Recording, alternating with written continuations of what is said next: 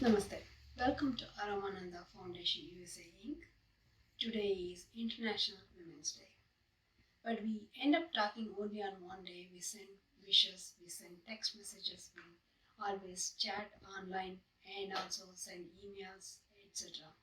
But do we know exactly only talking about physical wellness or sending cards? Instead, can we pick up the phone and call and talk to someone that how they are feeling? Do you know women stand for wholesome, open, marvelous, entrepreneur, and nurturing? We want to talk about mental well-being. For that one, we have Sachin with us, and he's going to talk about mental health and mental wellness, how important it is not just today but every other day. Welcome to Aromananda Foundation USA Incorporated. Today we will be talking about women's mental health and well-being in celebration of International Women's Day. So, normally when we think of International Women's Day, we celebrate popular and celebrity figures, people who are famous. And we should, because they have achieved something for women and for humanity. But also, let's not forget to recognize the importance of women in our day-to-day lives. Women form a backbone of society. They are integral to it. In fact, we can even see many women who are mothers as domestic engineers.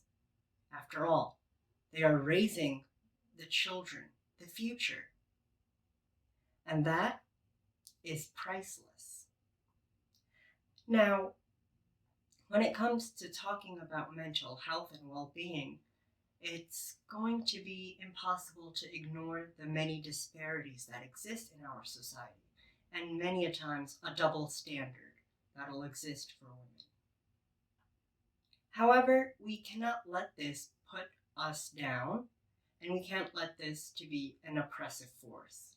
We must be cognizant of it and not internalize this double standard to thinking it is the proper and right way to do things. In fact, we should probably take a different approach by fighting back and showing resistance against this double standard and making sure that it does not get into our heads. So, for example, with sexism, we should try to practice the opposite, anti-sexism, whenever it's possible and whenever we are aware of it.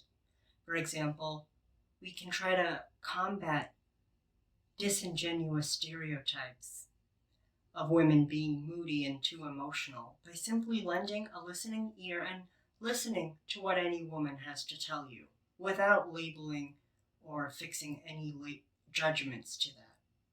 Simply, let's listen and talk to each other as people and human beings, which is what we all are in the end. And even though today is International Women's Day, and that is a cause for celebration and recognition of the many great sacrifices and contribution of women to humanity, we must also not forget that we shouldn't only limit our respect and our celebration and pride for what women have done to just one day.